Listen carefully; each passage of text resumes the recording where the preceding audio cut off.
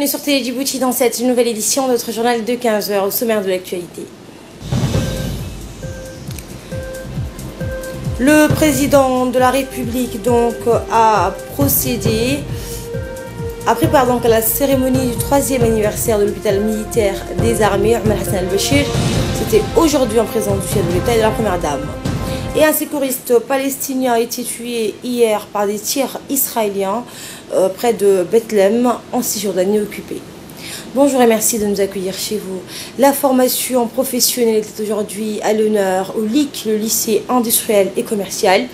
En effet, le président de la République, Ismaël Omar Guelleh, a procédé ce matin à l'inauguration du premier centre d'atelier Luban destiné aux métiers ferroviaires. Il s'agit du premier du genre dans le continent et ce afin de fournir une formation professionnelle aux jeunes lycéens techniques.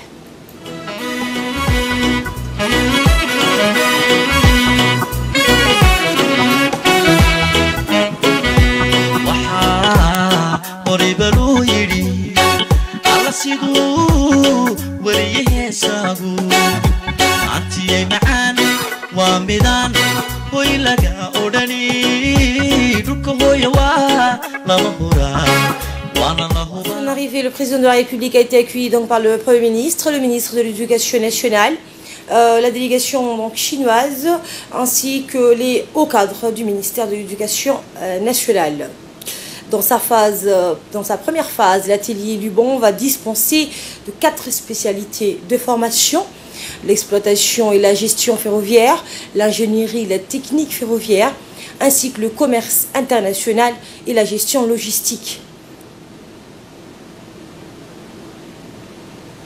L'enseignement donc sera dispensé par des professeurs de l'université de Tianjin, à l'université donc chinoise. Ce centre dispose également de 4 salles et une zone d'enseignement pour les spécialités ferroviaires, ainsi que 3 salles et une zone pour les spécialités commerciales.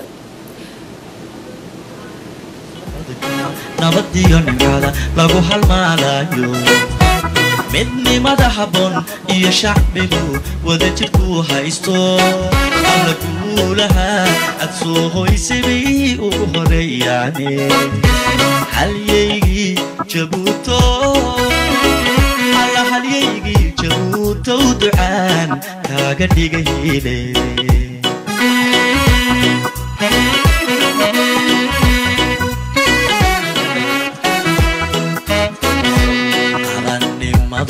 geed la harsado hadhaca weeyaane hanaan socodka nabadiyo nimcada lagu halmaalayo midnimada habboon iyo shacbigu wadajirku haysto alla guulaha aad soo hoysay ugu horeeyaane halyeygii jabuuto alla halyeygii jabuuto ducaan kaaga dhigayne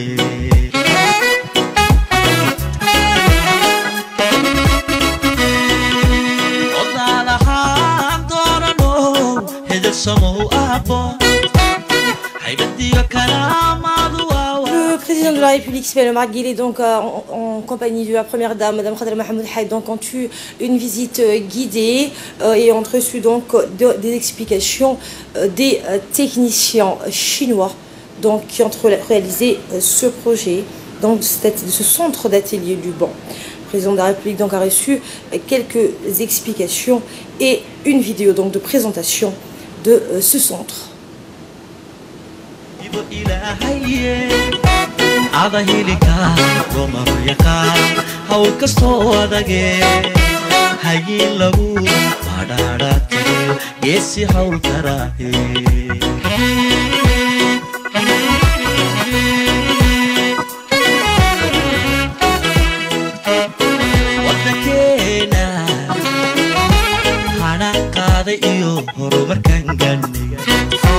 dhaqaalaha hagaagiyo dhismaha heerka sare gaadhay caddeed inay saboonnimo hadhaa loo xaloosiyaye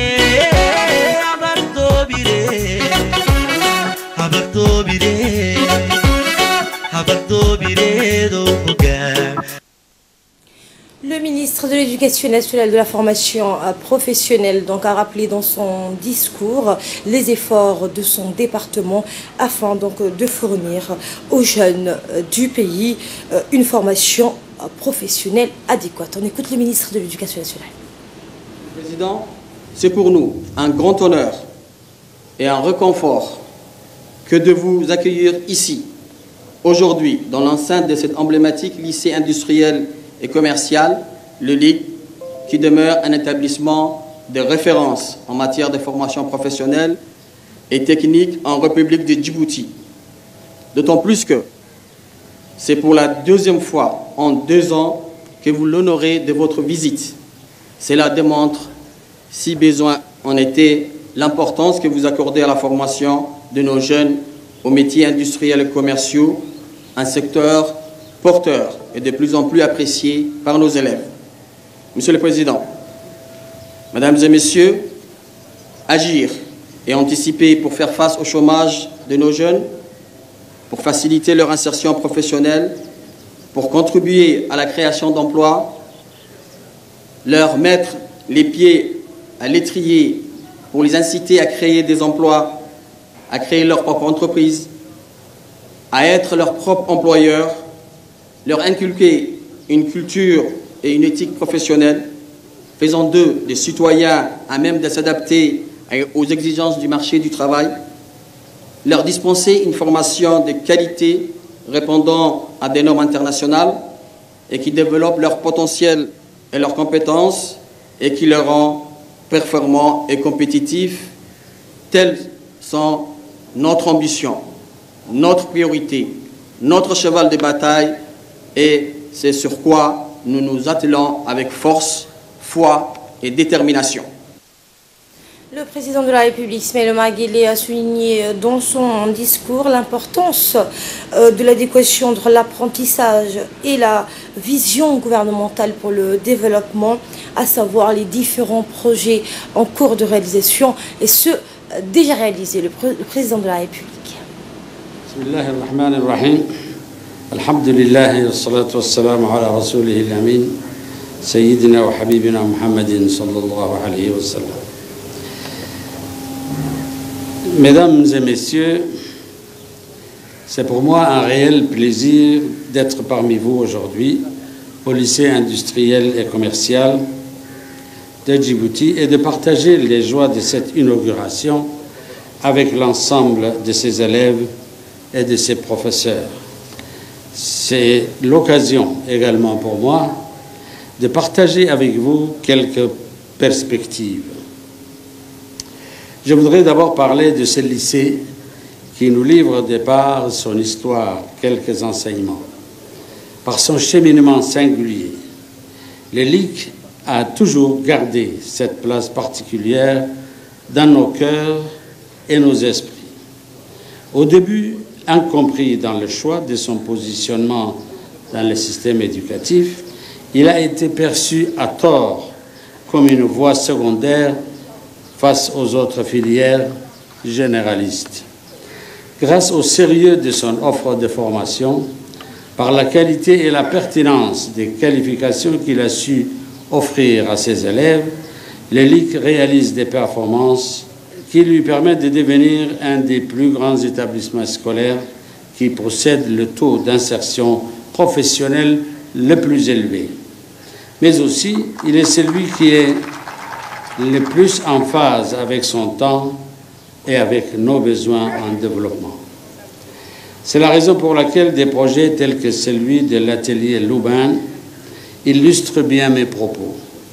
Premier du genre en Afrique, il a pour objectif, avec des équipements à la pointe de la technologie, de développer une formation professionnelle plus centrée sur les métiers de la logistique et du transport, notamment ferroviaire, ce qui en fait une aubaine puisqu'il épouse notre ambition de développer les infrastructures de notre pays.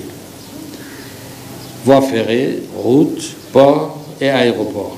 Et puisque de grands projets sont encore à venir, c'est beaucoup d'ambition. Et c'est la raison pour laquelle mon gouvernement investi massivement dans la revalorisation des filières professionnelles. Chacun le sait désormais, le puissant atout de notre pays est sa position géographique stratégique qui lui permet de développer des segments d'activité tels que le transport et la logistique. Le président de la République a dans la seconde partie de son discours rappelé que sur le plan international, Ismaël Omar Guelleh a rappelé que ce centre était le 7e du genre dans le monde. Ce centre, il a également indiqué que ce centre était l'ambition du gouvernement de la République de Djibouti, de développer les infrastructures du pays. Écoutons le chef de l'État. Face à la concurrence internationale, la meilleure des plus-values réside donc dans le haut niveau de qualification de nos salariés et donc dans le haut niveau de formation de notre jeunesse. Une école plus efficace, c'est aussi une école qui, par l'information et la mise en valeur des potentiels de chacun, construit avec l'élève un projet professionnel qui est avant tout un projet de vie. C'est une chaîne de valeurs que nous devons élaborer à partir de l'école pour bâtir les jeunes citoyens mieux outillés dans cette compétition mondiale. La stratégie du gouvernement tend à favoriser le développement d'une économie compétitive, riche en emplois, fondée sur la transformation du pays en une plateforme logistique et de services attractive pour les entreprises privées, régionales et mondiales. Par conséquent, il est de notre intérêt de nous positionner en créateurs de valeur et de participer à l'invention du monde de demain.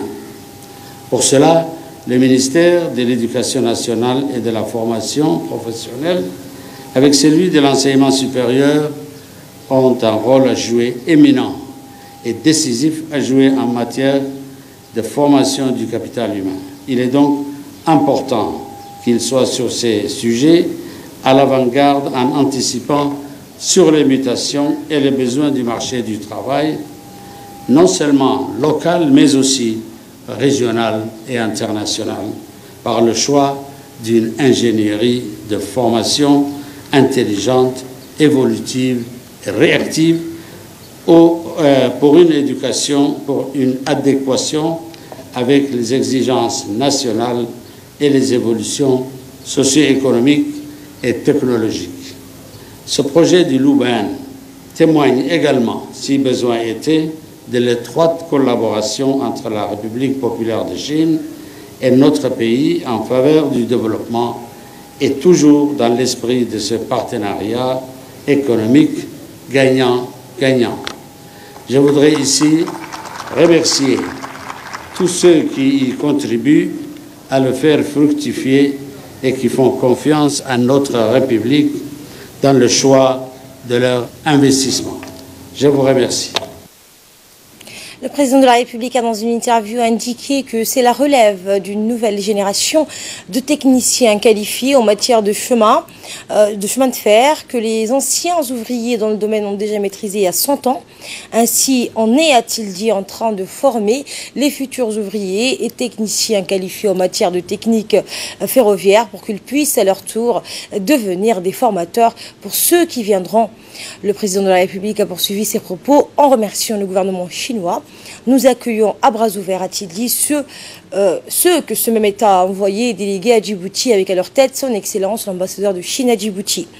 Et pour finir, nous exhortons, a-t-il dit, recommandons à nos jeunes en formation en matière de technique ferroviaire de ne pas rater cette opportunité et d'en profiter pleinement. Je vous le disais en titre, le 3e anniversaire de l'hôpital militaire des armées Omar Hassan al-Bashir a été célébré aujourd'hui. Une cérémonie haute en couleurs a été placée sous l'égide du président de la République, Ismaël Omar Guelleh, accompagné de la première dame et présidente de l'UNFD, Madame Khadra Mohamed Haid. Ali Abdoulaye nous en dit plus. de la République, Ismaël Marguerite, accompagné de la première dame et présidente de l'UNFD, ont été accueillis ici à l'hôpital militaire Omar Hassan al-Bashir. Le président de la République procédera à l'inauguration officielle d'une unité de traitement des infarctus et la mise en service de l'IRM qui constitue une gamme hautement sophistiquée de la radiologie moderne. Le 3e anniversaire de l'hôpital militaire des armées Omar Hassan al-Bashir a été célébré aujourd'hui. Une cérémonie haute en couleur placée sous l'égide du président de la République, Ismaël Marguerite, accompagné de la première dame et présidente de l'UNFD, Mme Khadra Mahmoud Haït, s'est tenue ce matin. Le centre hospitalier a une capacité de plus de 130 lits. Il abrite des équipements médicaux modernes et comprend notamment un service d'urgence, une maternité, un bloc opératoire, une unité d'anesthésie et de réanimation. À son arrivée, le président de la République, accompagné de son épouse, a été accueilli par le Premier ministre Abdourader Kamil Mohamed, le ministre de la Défense chargé des relations avec le Parlement Ali Hassan Bahdoun, le chef d'état-major général des armées, le général de corps d'armée Zakaria Cheikh Ibrahim.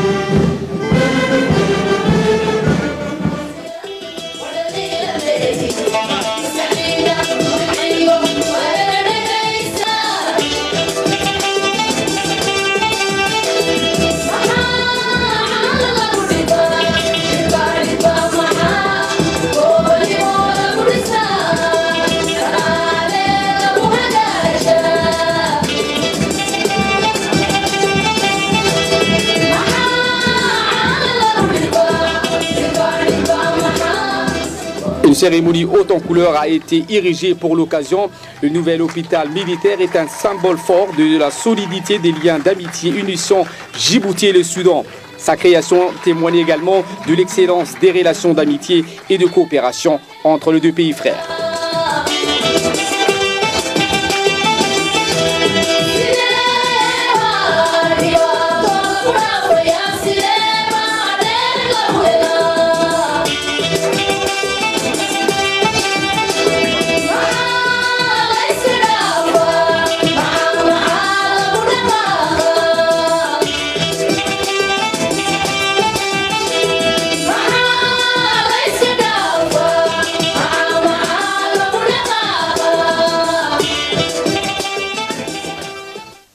Médecin colonel-major Ahmed Hassan Boulalé, directeur des services de santé des armées, a dans son discours présenté les grandes réalisations de l'hôpital depuis sa création. Nous l'écoutons. C'est un grand honneur et un privilège pour nous de vous accueillir ici au sein de notre premier hôpital militaire à l'occasion de sa 3e année d'exercice. Tout d'abord, au nom du ministre de la Défense chargé des relations avec le Parlement, du chef d'état-major général des armées et du personnel du service de santé des armées, nous tenons à vous exprimer toute notre gratitude pour avoir répondu à notre invitation malgré votre agenda lourdement chargé afin de célébrer ensemble le 3e anniversaire de l'hôpital militaire Omar Hassan al-Bashir. Il est important de rappeler que la réalisation de ces précieux projets depuis sa conception jusqu'à son ouverture le 11 février 2016, découlait de la vision et de la volonté politique de son Excellence, Monsieur le Président de la République, chef de gouvernement et chef suprême des armées, ainsi que l'appui sans faille du ministère de la Défense. Permettez, Excellences, Monsieur le Président, de vous citer quelques réalisations majeures durant ces 3 années. À commencer par l'envoi de plus de 25 médecins militaires en formation de spécialisation dans de différents domaines médicaux auprès de nos pays amis et dont les 7 premiers sont attendus durant 2019. Ensuite, l'extension du bâtiment principal de l'hôpital par la construction d'une aile de cardiologie faisant passer la capacité litière de 98 à 130 lits. La mise en place d'un dispositif médical avancé en cas d'afflux massif des blessés. La création de structures de soutien à cet hôpital, telles qu'une banque de sang, une unité de production d'oxygène et un atelier de maintenance biomédicale et une pharmacie centrale. Ensuite, une vidéo portant sur les grandes réalisations de l'hôpital a été projetée, portant sur le bilan des personnes soignées par ON dans tous les domaines médicaux confondus et par-dessus tout la mise en place d'un dispositif médical avancé en cas d'afflux massif des blessés, plan blanc donc hospitalier. Le colonel Nachad Fathi Ahmed a lui aussi donc fait une présentation des nouveaux bâtiments nouvellement équipés. Une fois fini, le président de la République, donc vous le voyez à l'image, a eu une visite guidée de la nouvelle extension pavillon respectivement spécialisé d'un service d'endoscopie, un nouveau service de cardiologie et un nouveau service de coronarographie. Avec ces tout nouveaux équipements, les uns et les autres sont appelés donc à répondre aux attentes des soldats de nos forces armées et de leurs familles en prestations médicales de qualité. Cet événement a regroupé sur place l'ensemble des membres du gouvernement, des parlementaires, des représentants du corps diplomatique et d'organisations internationales accréditées au pays, des personnalités civiles et militaires.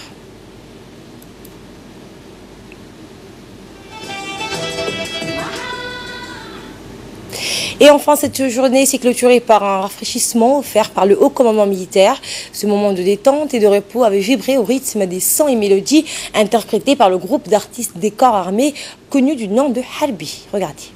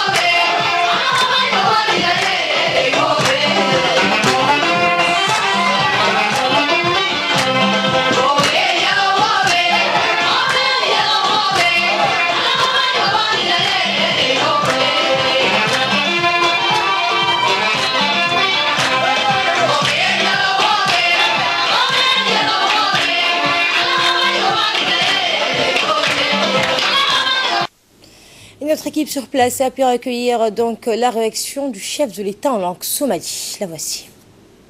hawl ah yaa ciidanada ku jireen oo serviceka medicalkii ku jiray waxa muuqata yani dadaalkaasi inuu keenay in isku filaansho yani xagga wadnaha iyo xagga dhakhtarka guud ahaanba ina lagu dhow yahay bayna tusaysaa dad dadaal ku jirana wayna tusaysaa xoolo badan inay ku baxeen wayna tusaysaa in kartidii iyo farsamadiina ama farshaxankii yani lagu shaqaynayna dadkeygii inna ay joogto inna ay maqan tahay waxay muujinaysaa in laga haqabtiri karayo dalka dhoof badan iyo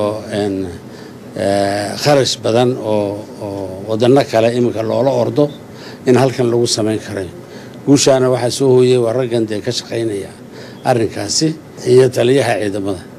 Bienvenue à tous si vous nous rejoignez. Nous étions donc à cette cérémonie marquant le 3e anniversaire de l'hôpital militaire des armées, Omar Hassan al-Bashir. Suivant à présent l'interview accordée à notre équipe sur place par le ministre de la Défense chargé des relations avec le Parlement, Ali Hassan Baden.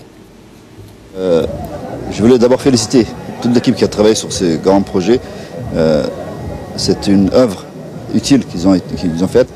Je pense qu'aujourd'hui, cet hôpital qui est niveau 3, c'est-à-dire un des plus hauts niveaux, le plus haut niveau en termes de médecine, un hôpital de ce type ne se trouve pas dans la région, sauf à Nairobi.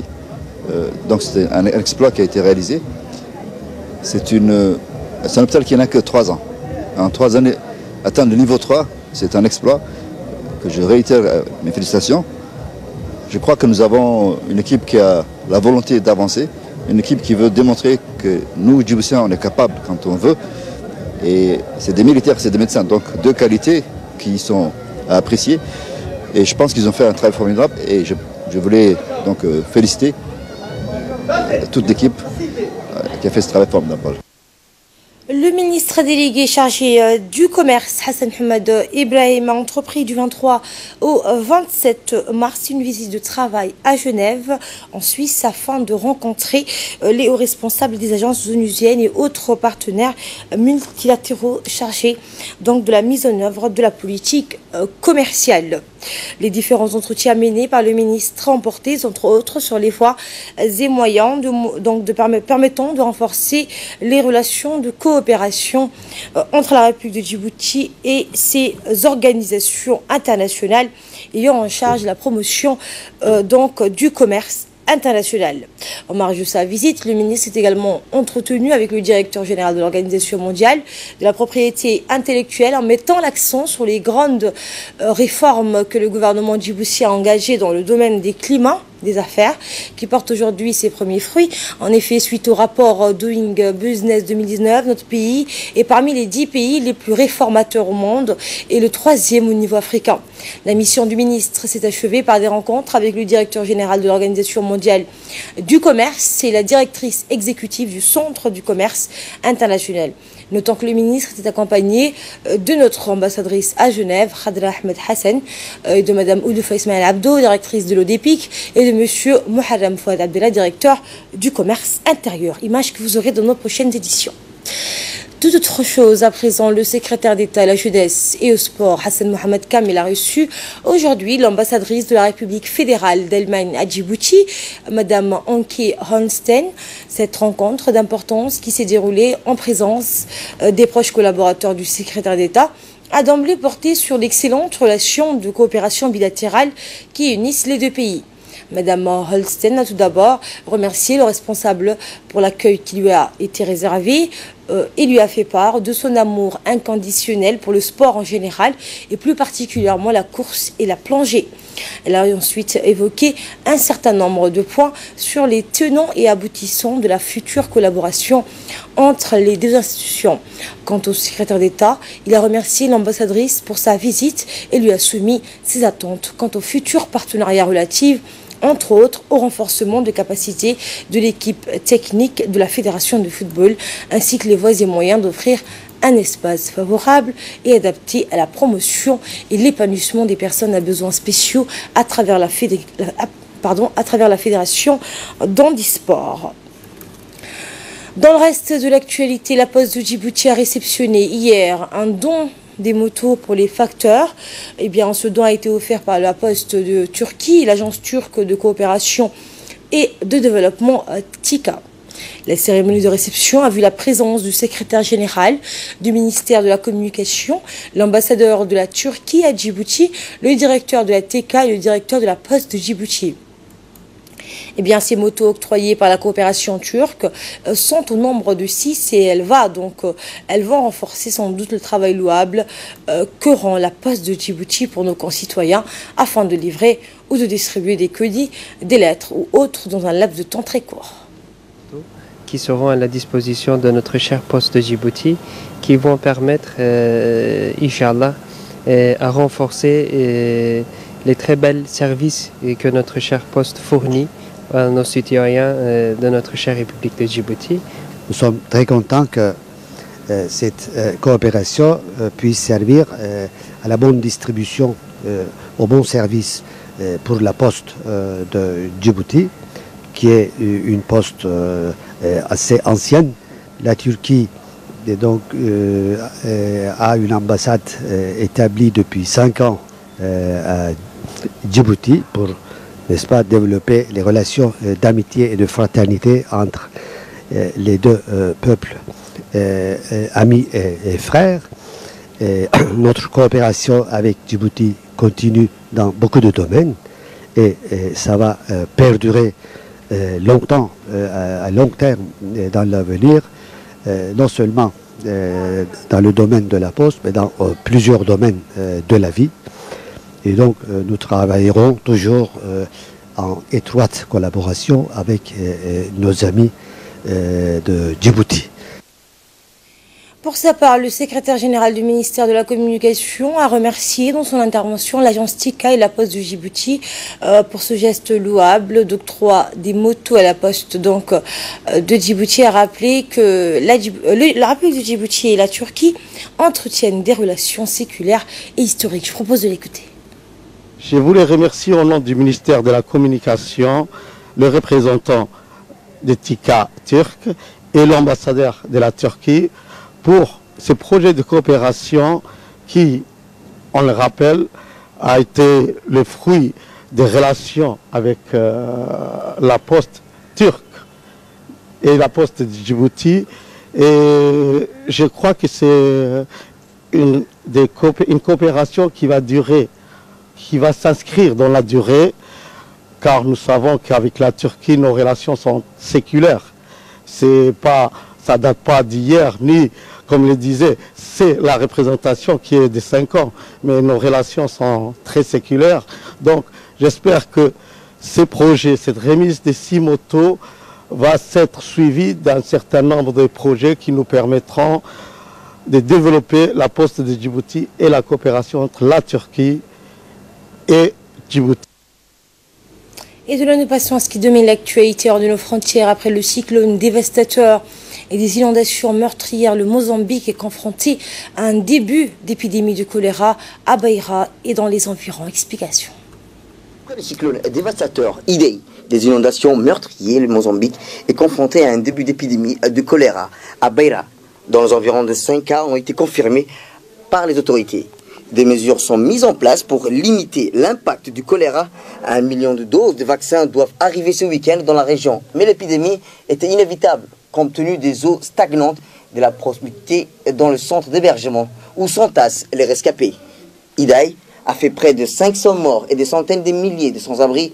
Outre le choléra, les diarrhées, les eaux stagnantes, les mauvaises conditions d'hygiène, les difficultés d'approvisionnement en eau potable favorisent les risques de typhus et de paludisme. Je vous le disais en titre, un sécuriste palestinien a été tué hier par des tirs israéliens près de Bethléem en Cisjordanie occupée. Mortellement touché alors qu'il essayait de soigner des personnes blessées lors d'affrontements entre manifestants et forces israéliennes dans un camp de réfugiés. Les violences près de Ramallah, des heurts ont également eu lieu près de Ramallah. Des étudiants de l'université palestinienne de Berazet ont lancé des pierres en direction des soldats israéliens qui ont répondu par des tirs de gaz à lacrymogène. Les manifestants palestiniens voulaient dénoncer un raid de l'armée israélienne dans l'université. Les accrochages se sont produits au niveau du point de contrôle militaire près de la colonie juive.